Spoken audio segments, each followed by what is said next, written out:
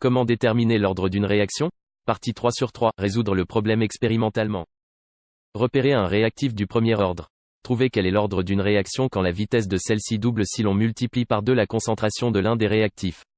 Sachez que si l'on double la concentration d'un réactif et que cela multiplie par 2 la vitesse de réaction, cela signifie que ce réactif est du premier ordre. Dans ce cas-là, les deux réactifs sont du premier ordre.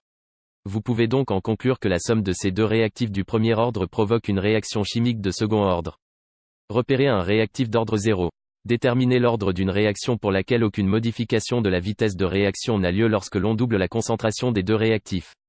Si la multiplication par 2 de la concentration de l'un des réactifs n'entraîne pas de changement de la vitesse de réaction, cela signifie que le réactif en question est d'ordre 0. Dans ce cas-là, les deux réactifs sont d'ordre 0. Si l'on mélange deux réactifs d'ordre 0, on obtient une réaction chimique globale d'ordre 0. Repérer un réactif du second ordre.